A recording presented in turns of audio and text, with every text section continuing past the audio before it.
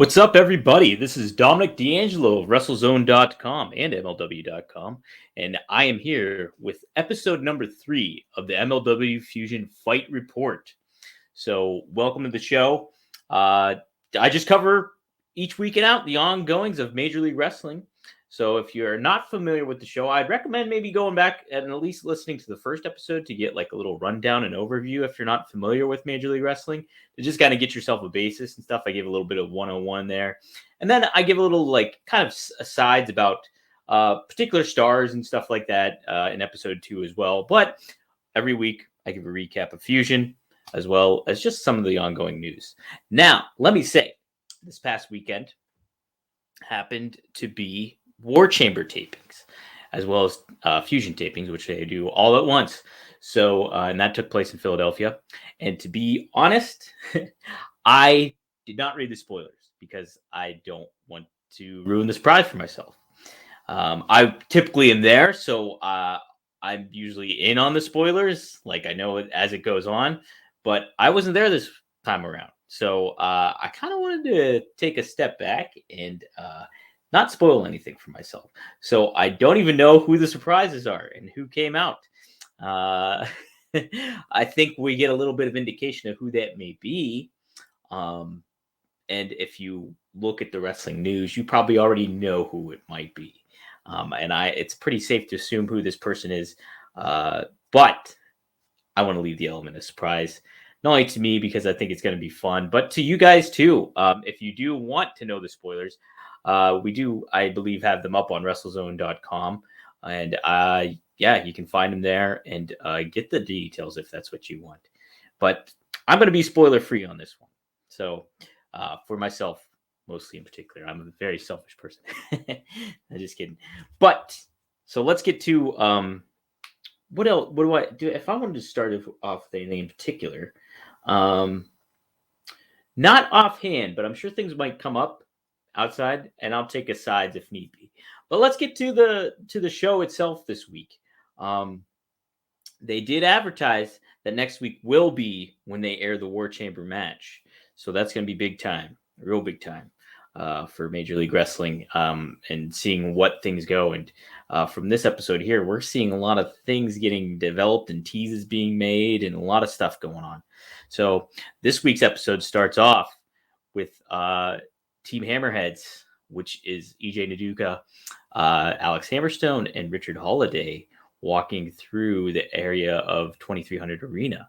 And Holiday's on his AirPods while EJ and Hammerstone are walking towards, and who walks in but Emilio Sparks. And he was on the beat for it, and he asks, "Hey, what's going on here? You guys still need some partners for War Chamber and stuff like that." Hammerstone's eating a protein bar while EJ's with him, and Hammer's like, "I'm busy, man," like that kind of thing. They're not giving him any details. So Emilio goes over to Richard Holiday, but trying to get the details from him, but he's talking to Max MJF on his AirPods. And you can hear from the conversation that it's tying into a lot of what AEW is currently doing with Sting, who Richard thinks is from the police. And he thanks Max for offering to be in the War Chamber, but it's like, we'll be all right kind of thing. So he brushes Emilio off. But then who comes in but Cesar Duran and his associates, the Masked Associate and the other Azteca Underground Associate. And he's saying, "Hey, I hear you need partners and stuff like that and everything." And Hammer's like, "Hey, basically, we don't trust you." And EJ's with them, and so is Holiday. And what happens is Duran, Bill's like, "Well, I have one person that you can use." And he presents the key around his neck. And that's in tying to Lucha Underground, a reference back to that. So we get a little cliffhanger there to start the show off. And then we go right to the action, which is a trios match, or a supposed trios match between Los Parks and 5150. Hilarious. I was saying 505, 5150. And I've been watching the show and I didn't pick up that it's 5150. It's so easier to say, and I just feel like an idiot. But no, so going off there, we have Danny Limelight Rivera and Slice Boogie going up against who was LA Park Jr. and El Hijo de la Park. No sign of LA Park, the patriarch. Brawl starts off just hectic and crazy. And here, Joe Dombrowski and Rich Piccini happen to say that, hey, LA Park was attacked backstage, and that's probably why he's not here. But who comes out but Homicide, who has been with Major League Wrestling for a very long time. Back in 04, I believe is when he started. Might even have been a little bit earlier, but he was in the mix way back when. And so tying it all together here, he comes out and has his ties obviously with LAX and everything like that. And he's part of the match. But who comes out? LA Park not too long after that. And the brawl just continues. They do a tope suicida dive, and it just gets crazy. It's a slice boogie, power bombs El Hijo through a table or a board, and LA Park smacks him with the chair, and just chaos. Fun, like really intense, wild chaos that really builds to this feud that's been going on and adds to it. So this match gets thrown out. So no contest. And, we cut to commercial. Back from it, they're brawling backstage. They're fighting backstage. And even we see Jacob Fatu for a brief moment. And here, 5150 rip off the mask of El Hijo de la Park. And his father and brother cover him up. And LA Park is pissed. He's like, this is some real bullshit going on here. And obviously with the removing of a lucha mask, it's very disrespectful. So playing into that, and we're going to see this take a trajectory. Because if you looked at the card or saw the War Chamber card that tapings were set up, we're going to get LA Park versus Homicide. We're going to get the Tag Team Championships match. Now, I will say, I do know the spoilers for that one because I was spoiled on that. But that's okay. It's going to be fun to watch anyways. I won't spoil it for you guys, though, if you haven't watched it or read the spoilers. But so then what we cut to happens to be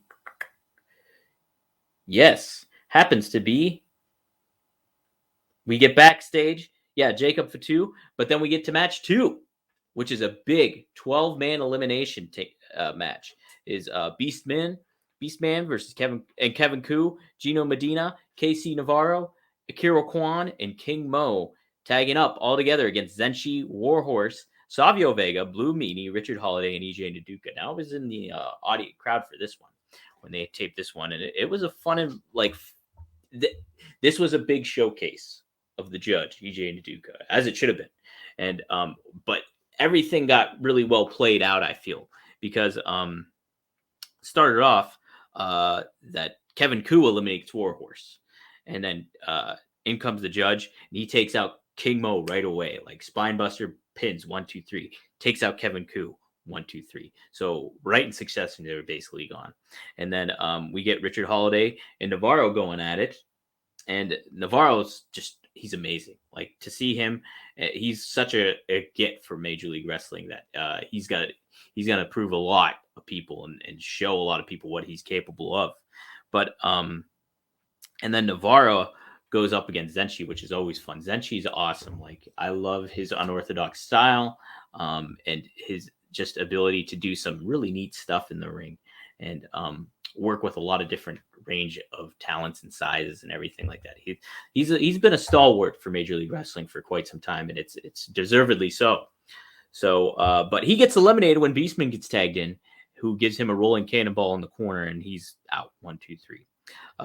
Then Savio Vega comes in, and so this has been a showcase. Up until this point, this is going to be a showcase of Beastman, what he was capable of. Now, he's not with Major League Wrestling anymore, but he is a talent that's on the market, and he's got a presence about him. So he takes on Savio. Savio gets a little bit of offense on him, but then the referee pulls Savio's kendo stick away from him, distracts him a little bit. Savio gets clotheslined, and then he gets splashed for the 1, 2, 3, and Savio is eliminated now. That gets a lot of boos, by the way, from the Philadelphia crowd. They did not like Savio getting eliminated. Here comes, speaking of Philly, Blue Meanie. He comes in, and he does a neat spot where he's like, all right, we're going to sumo wrestle this. So he gets in a sumo stance, and he tries to collide with Beastman. They both go and bounce off of one another, and then they try it again. Doesn't happen. So Blue Meanie gets Beastman cornered. He goes in the opposite corner to go to splash him, but Kim Chi grabs his leg. And so Beastman charges at Meanie, collides with him, splashes him, and gets the 1-2-3. Gets the 1-2-3. So Blue Meanie is eliminated. Obviously, that wasn't a big thing for Philly. All right, here it comes. EJ Nduka comes into the ring, and he takes on Beastman and Kim Chi. He gives Beastman a big spine buster, pins him, so eliminates Beastman, and then just for good measure, spine busters Kim Chi and pins him too. Richard Holiday gets tagged in, and he meets his old adversary, Gino Medina. Now, Gino Medina was a brief member of the Dynasty, and until Richard Holiday fired him. But there's some contention there because Gino Medina just says he quit. He quit on it. And Richard Holiday's like, no, I fired you. And so they play into that a little bit. These two go at it. They brawl on the outside. But then Akira Kwan, to tie this into full circle, Akira Kwan kicks Richard Holiday yet again. So if you remember, when Richard Holiday lost the Caribbean Championship, Akira Kwan roundhouse kicked him and led to, King Mortez giving him the straight to hell flatliner and then getting the win and beating him. So all that contra messed up Holiday again here. So Akira Kwan kicks Richard Holiday, and Holiday is unable to answer the MLW 20 count. But Medina is, and he slides back in. So he's still in the match, and Holiday's eliminated. But that doesn't happen for long. It's 3-on-1, though, against EJ Nduka. Nduka. He's the lone man. He's a lone man here. But he powers through everybody, and then boom. I think he eliminates first Gino, if I'm not mistaken. Yes. He eliminates Gino. Then he catches Navarro up for a cool spot. So Navarro leaps off the top. He catches him. Boom. Gives him a spine buster. He's out. 1, 2, 3. So both those guys are out. It's down to Akira Kwan and EJ Nduka. 2 men going to be in the War Chamber next week. And sure enough, EJ Nduka grabs Kwan by the throat and does an impressive gorilla press where he holds him up almost Goldberg style and then catches him, throws him down for the spine buster. 1, 2, 3. He's out. EJ Nduka, the lone man, the lone winner of this 12-man elimination tag. Very good way to showcase EJ and what he's capable of even further. I didn't get to say this too either. During that opening segment with Team Hammerheads and Cesar Duran, the body language and presence and inflection that EJ gives is very good. You can tell, he's got some chops, man, where he's able to handle himself in front of the camera, has a presence. It's unbelievable. WWE let him become a free agent. It's crazy. It's crazy. And so he's a real good get. He's going to be something, man. I'm pumped. So yeah, the judge is awesome.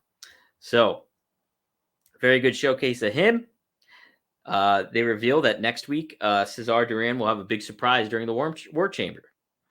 Now, we do see Cesar Duran with Willow Nightingale, and they seem to have a friendly relationship going on here.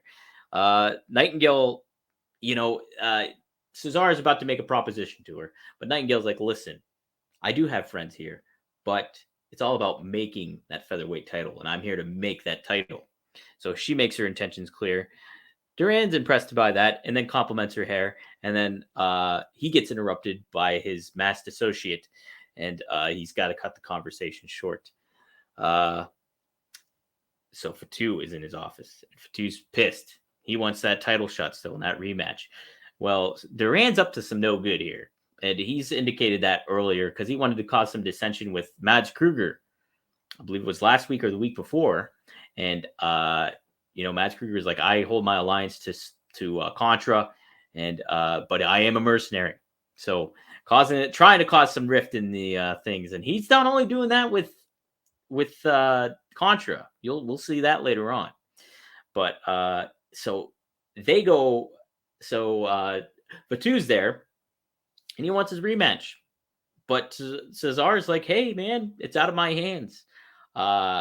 Joseph Samuel has not initiated a rematch clause yet. So I can't do anything about it. And so Fatu's like, he's still kind of wise to it. He's just like, listen, I was like that. There's not going to cause a rift between me and Samuel at all. Samuel. And so there's a lot of intriguing stuff going on here before War Chamber hits off. It's what's going to happen. I don't know because I didn't watch the spoilers.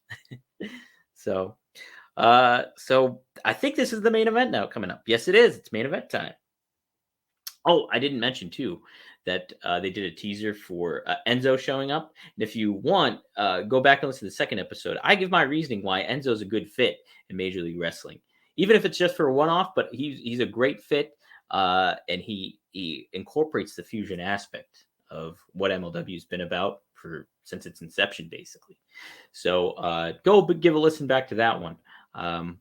But also, there's a tease for Gnarls Garvin coming up, Big Beef, who I've got to see wrestle a couple times with Limitless. And he's going to be something too. So he's going to fit right into the mix of that. But then we also had a little feed cut of Samael running down to Philadelphia. And man, he does a great job at trashing Philly. I lived in Philly for 5 years, South Philly for 2 years. But he does a very good job saying like that they only support losers. And this is no different by them supporting the hammerheads. And then he calls them window lickers, which is a fantastic dig. Man, that's such a good line. I want to start calling people window lickers now. Maybe I'll go on Twitter. Follow me on Twitter. And if you want to be called a window licker, I got you covered. But very good stuff. Samael's always great. Oh, man, he does such great work with these cut feed videos. I just remember the one time he had one where he was just a bloody mess and he was just screaming. And I was like, this is awesome. Like so much good content that he produces and puts out in there. He's a very smart mind for the business. And it's good to see him kind of like flexing all what's so cool and badass about Contra Unit. So he does a great job at being the ambassador for that, definitely. But okay, main event time is the Opera Cup semifinals, the first match of the Opera Cup semifinals, where we have Bobby Fish going up against Davey Richards.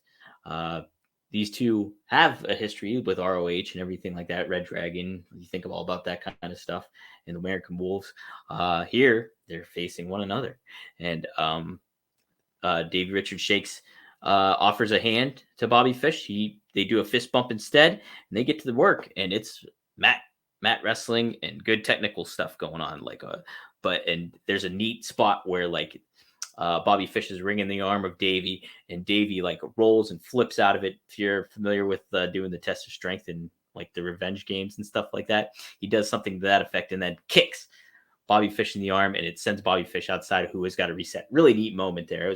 I think it's kind of my favorite moment of the match. Actually, it was so cool. They get back to it, but a very good technical, a hard fought match. Bobby Fish does a little bit of heel work here, where he trips Davey up on the apron and really focuses on kicking him and hurting his left leg. So good stuff there. And he gets his heel hook in, his patented heel hook in. Davey escapes.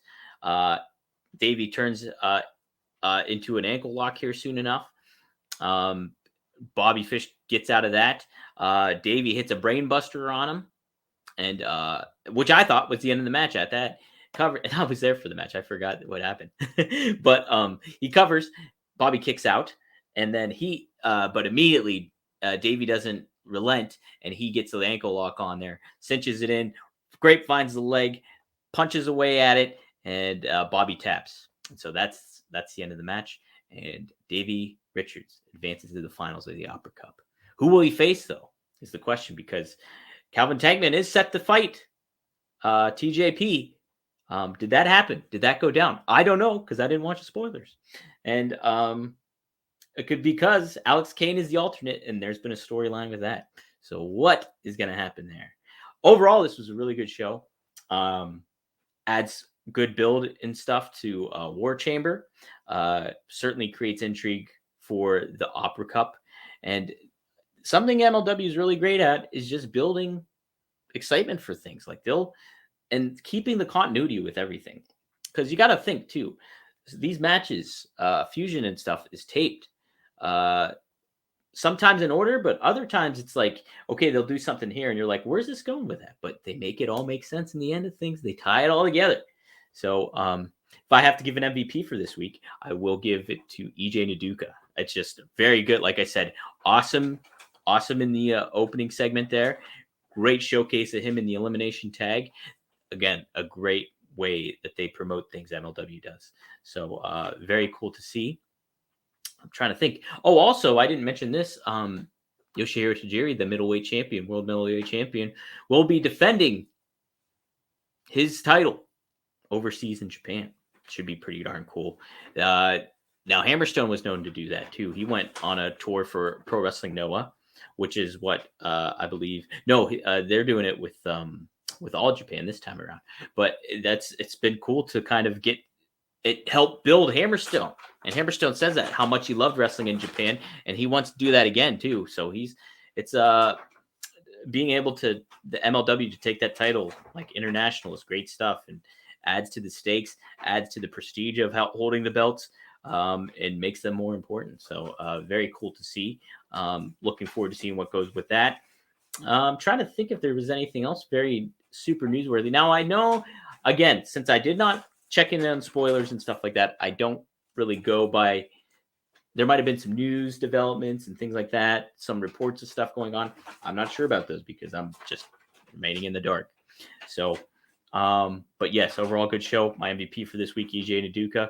Excited for War Chamber next week. Should be a fun one. Excited for the Thanksgiving episode too as well, because they're going to have the National Openweight Championship ladder match there. So that'll be very cool to see. But yeah, some really good stuff on tap for Major League Wrestling. If you have any questions for me, you can hit me up on @Dominic D'Angelo on my Twitter there, PC. And you can follow WrestleZone on Twitter @WrestleZone.com or WrestleZone.com. Go to WrestleZone.com for all your wrestling news needs. And hey, check out MLW.com too for not only my recaps. Go to MLWshop.com if you're interested in any of their merch and stuff like that. They got some cool stuff. Zip up hoodies. A really cool Davey Richards Cobra Kai style t-shirt. Hammer's got some cool merch. Who else? Los Parks has some really cool merch too, so check that out. A lot of cool stuff going on. But yeah, that'll do it for me this week. Feel free to send me an email if you have any Fusion Fight Report questions. I'm happy to answer them, or MLW questions in general. Feel free. The mailbag's always open. You can always DM me too on my Twitter, so do that too if you'd like. But hey guys, thanks for tuning in, and I will see you next week on the MLW Fusion Fight Report.